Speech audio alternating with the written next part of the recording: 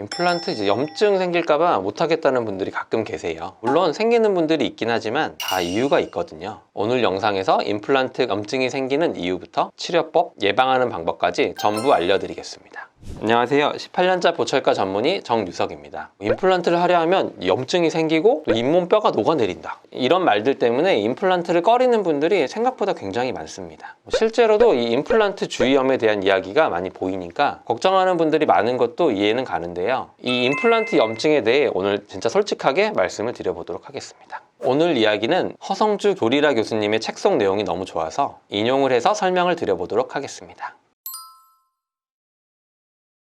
염증이라고 하면 종류가 크게 두 가지로 나눌 수 있거든요. 여기 사진에서 보시는 것처럼 첫 번째 그림은 건강한 임플란트의 모양이에요. 잇몸이 빨갛지도 않고 굉장히 건강한데, 두 번째 사진을 보시면 임플란트 주변 목 부분이 약간 빨개졌잖아요. 이게 임플란트 주위 점막염이라고 불러요. 점막염은 아직 뼈가 망가진 건 아니고 그냥 잇몸만 부어있는 상태거든요. 여기 이제 이 사진에서 보시는 것처럼 앞니인데 잇몸만 부어있는 상태잖아요. 이런 것들이 점막염이라고 보시면 되겠고, 세 번째 사진을 보면 이제 임플란트 주위염이라고 그러거든요. 그건 아까 잇몸만 망가졌었는데 이제 잇몸만이 아니라 주변에 있는 뼈까지 이렇게 내려가게 되면 그때는 이제 임플란트 주위염이라고 이야기를 합니다. 실제 환자분들 같은 경우는 여기 사진에서 보시는 것처럼 잇몸뼈가 주저앉아서 임플란트가 보이게 되고 염증이 생기고 고름이 나오고, 이런 경우가 임플란트 주위염이라고 보시면 되겠습니다. 그러면 이 임플란트 주위염이 생기는 이유에 대해서 좀 말씀을 드려볼게요. 이제 첫 번째는 유전적인 요소를 무시할 수가 없는데요. 치주 질환에 더 강하고 약하고 그런 유전적인 요인이 있을 수 있거든요. 나는 진짜 양치도 안 하는데 잇몸 질환이 안 생기는 분도 있고, 진짜 양치를 많이 하는데도 잇몸 질환이 생겨가지고 치아가 흔들리고 빼게 되는 경우가 있을 수 있잖아요. 이거는 쉽게 생각하면 잇몸 질환을 일으키는 세균이 있거든요. 그 세균에 대해서 몸의 저항력이 정말 좋고 하면은 이 세균들을 다 이겨내기 때문에 잇몸 질환이 생기지 않는데, 몸의 저항력이 약하게 되면 이 세균이 조금만 있다고 하더라도 잇몸 질환이 생기는 거거든요. 그래서 이런 유전적인 요인이 있을 수 있고, 이게 얼마나 차이가 많냐 비교를 해보면 일반적인 분들에 비해서 2배에서 4배 정도 더 많이 발생을 할 수 있다 그래요. 그렇기 때문에 이가 안 좋아서 임플란트를 하신 분들이면 더 경각심을 가지고 관리를 잘 하셔야겠죠. 두 번째는 이제 유전적인 요인 말고도 이제 환자분들의 그런 관리 요인 부분이 좀 있으세요. 첫 번째는 흡연도 많이 중요하거든요. 보통 이제 담배 피시는 걸 많이 물어보시는데, 흡연을 하시는 분들이 이제 임플란트 주위염이 더 많이 발생한다고 이야기를 하거든요. 흡연을 하시게 되면 임플란트라든지 그런 아물때 그쪽에 산소 공급이 더 안 되거든요. 그래서 아무래도 더 약한 뼈가 되기 때문에 나중에 염증이 생겼을 때 더 빨리 망가질 수가 있습니다. 흡연을 하시는 경우는 임플란트 주위염이 생길 확률이 70%대가 되고, 비흡연자는 한 20%대가 되거든요. 그래서 가급적이면 임플란트를 하셨으면 담배는 좀 조심해 주시는 게 좋겠습니다. 그리고 또 이제 당연히 이제 생길 수 있는 이유가 양치질을 또 잘 안 하시는 분들, 구강위생이 잘 안 되고 술 먹고 그냥 양치 안 하고 자고 하다 보면 당연히 막 치태들이 많이 쌓이게 되면 세균들이 많이 생기게 되고, 그러면 이제 잇몸이 나빠지게 되고, 그렇게 되면 또 임플란트 주위염이 생길 수 있거든요. 연구 자료에 따르면 유지 관리를 안 하시는 분들은 임플란트 주위염이 조금이라도 생길 확률이 한 61.4%라 그러고요. 유지 관리를 정말 잘했을 때 27.3%라 그러거든요. 생각보다 차이가 크죠. 그렇기 때문에 양치질도 잘하고 구강위생 관리를 잘 해야 됩니다. 그리고 이제 이걸 좀 솔직히 말씀을 드려보고 싶었어요. 많은 분들이 이제 임플란트 주위염 생기면 담배 펴서 그러겠거니, 내가 양치를 못해서 그랬겠거니, 그렇게만 생각하는데 그게 아니라 임플란트를 어떻게 심었냐, 어디에다 심었냐, 어떤 거를 심었냐, 이런 거에 따라서도 임플란트 주위염이 더 생길 수가 있고 조금 나을 수가 있거든요. 근데 이거는 환자분들이 이제 할 수 있는 부분이 아니잖아요. 이것들은 치과 의사들이 많이 고민을 해서 임플란트를 할 때 잘 해야 되는 부분인데, 그거에 대해서도 좀 제가 솔직하게 말씀을 드려보도록 하겠습니다. 첫 번째는 이제 임플란트 위치입니다. 이제 임플란트를 심게 되면 위에 이제 임플란트가 있고 그 위에 이제 잇몸이 있잖아요. 잇몸이 이제 약간 보호막의 역할을 한다고 보시면 되겠습니다. 자연 치아 같은 경우에도 마찬가지로 보호하는 잇몸이 있는데, 보통 뼈 위로 한 3mm 정도의 잇몸이 있다고 보거든요. 그거를 생물학적 폭경이라고 말하는데, 만약에 잇몸이 좀 얇아지게 된다, 그렇게 되면 이제 잇몸뼈가 내려가게 되거든요. 그러면서 또 3mm를 맞춰 나가요. 몸의 그런 보호 기전으로 인해서 이렇게 3mm를 맞추려는 성향이 있어요. 근데 임플란트는 보호막이 얼마나 되냐를 연구해 봤을 때 사진에서 보이시는 것처럼 한 3.8mm, 대략 한 4mm 정도 되거든요. 치아보다 한 1mm 정도가 더 깊어요. 그렇기 때문에 임플란트를 너무 얇게 심게 되면 보호막이 얇기 때문에 임플란트 주변 뼈가 내려가거든요. 내려간 뼈 주변으로 이제 임플란트 나사가 노출이 되면 거기에 막 음식도 쌓이고 치태도 쌓이고 하다 보면 임플란트 주위염으로 갈 수가 있어요. 그래서 임플란트는 가급적이면 3mm 이상 깊게 심으라고 얘기를 요즘에 많이 하거든요. 임플란트 종류에 따라 좀 다른 부분이긴 한데 요즘 많이 쓰는 임플란트는 이렇게 임플란트가 있으면 안에 이제 꽃갈 모양으로 이렇게 다져져서 안쪽으로 들어가는 타입을 쓰거든요. 그런 거를 쓰는 경우에는 잇몸에서부터 한 4, 5mm 정도 깊게 심는 게 좋다. 그게 이제 쉽게 와닿는 사진을 한번 보여드리면은요, 위쪽 3개는 여자 환자분이시는데 이제 임플란트 깊이가 좀 깊지가 않거든요. 그러다 보니까 이제 시간이 지나면서 점점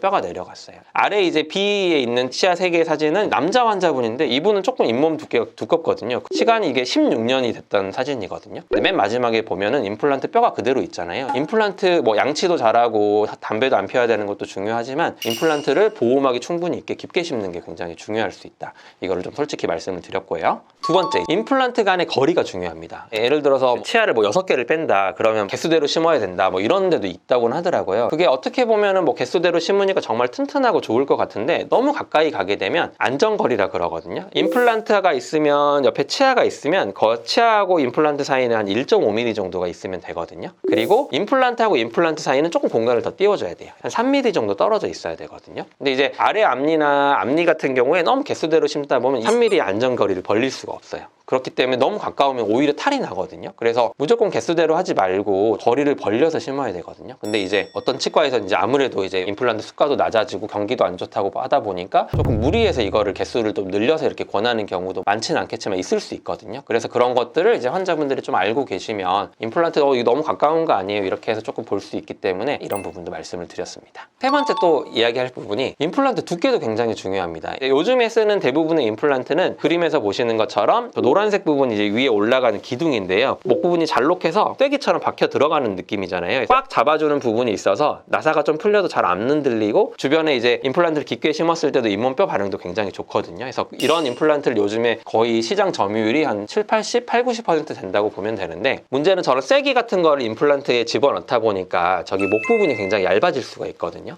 얇아져가지고 이제 임플란트가 찢어지게 되는 현상이 생길 수가 있어요. 그 교수님 책에 나왔던 임상 사진인데 임플란트 윗부분에 보면 얇게 이렇게 금가 있는 거 보이시죠? 저렇게 임플란트가 실제로 찢어지기도 하거든요. 문제가 뭐냐면 임플란트 자체가 찢어져 버리면 라인을 따라서 세균이 타고 들어가면서 뼈가 녹거든요. 그렇게 되면 저렇게 결국 빼야 되는 상황이 올 수 있어요. 그래서 이제 안으로 들어가는 형태의 임플란트를 심을 때는 가급적이면 좀 두께를 좀 두꺼운 거를 심는 게 좋거든요. 사진을 보시면 같은 디자인이어도 목 부분을 보시면 두께가 두꺼워지는 게 보이시잖아요. 그래서 가급적이면 어금니 쪽 임플란트는 좀 두꺼운 4.5mm, 한 5mm 정도? 그 정도 되는 임플란트를 아니면 작은 어금니는 한 3mm 정도 되는 임플란트는 최소 심는 게 좋겠다. 좀 보시면 될 것 같습니다. 앞니 같은 경우는 정말 뼈가 얇잖아요. 그러면 거기도 이제 무조건 두꺼운 걸 심어야 되냐? 그건 아니거든요. 뼈가 얇은데 두꺼운 게 좋다더라 해서 4mm짜리, 5mm짜리를 잘못 심게 되면 임플란트가 오히려 뼈를 바깥으로 나오게 되면 그쪽 따라서 이제 뼈가 녹으면서 또 임플란트 주위염이 생길 수 있거든요. 앞니 같은 경우는 뭐 3.8mm나 3.3mm나 3mm를 심어도 그렇게 임플란트가 찢어지는 현상이 많이 생기지는 않거든요. 그래서 그런 거는 너무 걱정하지 마시고 가급적이면 너무 질긴 거는 좀 조심하시고 이갈이가 심하시다 그러면 이제 이갈이 보호 장치 같은 걸 좀 끼시는 걸 좀 추천을 드리고 싶습니다.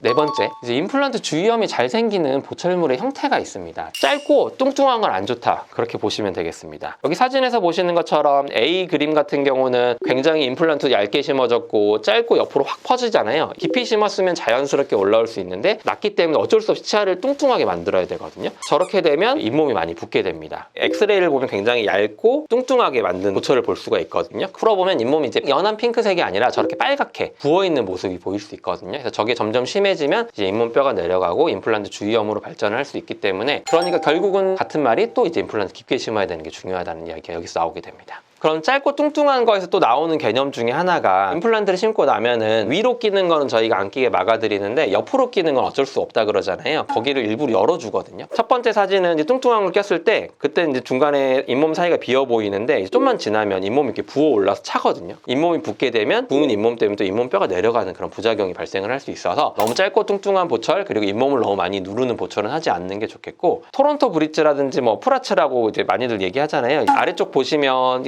치아가 있으면 밑에 막 기둥들이 보이잖아요. 거기를 다리처럼 다 띄워 놓은 거예요. 잇몸을 누르지 않고 거기 청소가 물 청소가 되게. 저렇게 하면 정말 잇몸이 건강하긴 하거든요. 근데 발음도 세고 보기 싫고 하니까 이 정도까지 심하게는 하지 않는데, 정말 잇몸을 생각한다고 하면 뚱뚱하게 해서 막는 게 아니라 저길 열어줘서 치간 칫솔이 쓸 수 있게 하는 게 정말 좋은 보철이다, 이렇게 말씀을 드리고 싶습니다. 그럼 이제 임플란트 주위염이 안 생기면 좋지만 내가 생겼는데 그럼 어떻게 해야 되냐, 또 이렇게 궁금하시잖아요. 임플란트 주위염이 생기면 아까도 말씀드렸다시피 잇몸만 나쁜 경우에는 그냥 뭐 스케일링 잘 받고 정기적으로 양치질 잘하고 관리 받고 하면 다 되는데, 이제 문제는 뼈가 내려간 경우가 문제잖아요. 그런 경우는 어떻게 치료해야 되냐. 일단 첫 번째 기준은 임플란트 이렇게 기둥이 있을 때 위쪽 3분의 1만 문제가 생긴 경우에는 치료를 해가지고 일단은 쓸 수가 있거든요. 맨들맨들한 치아보다도 울퉁불퉁하게 뼈랑 잘 붙게 임플란트 나사산을 파놨잖아요. 거기에 이제 세균이 붙어 있으면 정말 제거가 안 되면서 임플란트 염증이 확 진행이 되거든요. 그래서 그 부분을 깨끗하게 하는 치료가 필요합니다. 3분의 1 이내로 문제가 생긴 경우에는 잇몸 치료도 하고 깨끗하게 함과 동시에 거친 부분을 좀 부드럽게 해줘야 되거든요. 여기 사진에서 보시는 것처럼 잇몸을 살짝 연 다음에 이제 수술적으로 깨끗하게 한 다음에 거친 게 그대로 남아있으면 또 뭐가 쌓이기가 좋아지잖아요. 그래서 거기를 치과에 쓰는 그런 카바이드 버라는 버가 있는데 그걸로 이렇게 뱅글뱅글 돌려주면 이게 맨질맨질해지거든요. 거기에 이제 세균들이 잘 살지 않기 때문에 3분의 1 정도 문제가 생겼을 때는 잇몸을 살짝 열어서 깨끗하게 하고 맨질맨질하게 하고 다시 꼬매면 잇몸이 어느 정도 유지가 되면서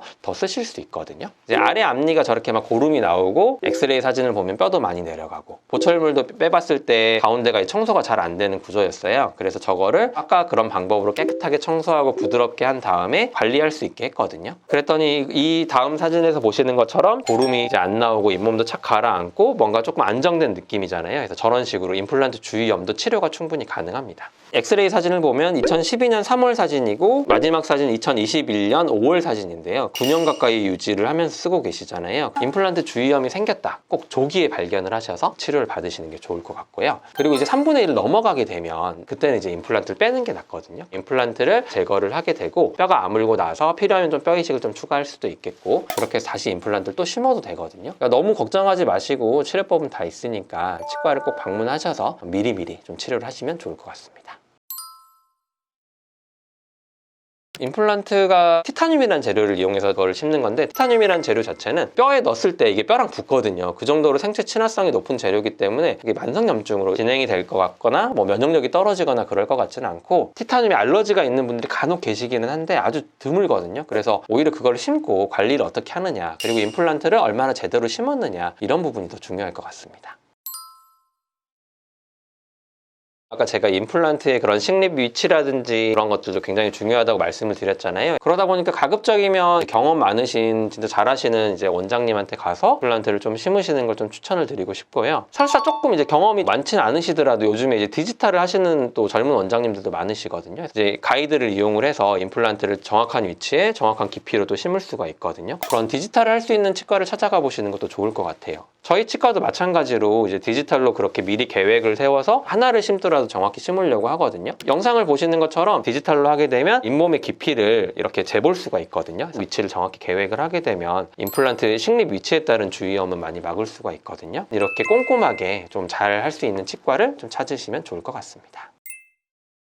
오늘은 임플란트 후에 염증이 생기는 원인과 그 치료법, 그리고 어떻게 하면 예방할 수 있는 것까지 말씀을 드려보았습니다. 오늘 말씀드린 것처럼 임플란트 위치나 깊이, 임플란트 형태 같은 문제도 임플란트 주위염의 요인이 될 수 있으니까 가격만 너무 보지 마시고 이런 부분까지 꼼꼼히 신경 써드릴 수 있는 경험 많은 치과를 찾아가시면 좋을 것 같습니다. 지금까지 디지털 정원장 정유석이었습니다. 감사합니다.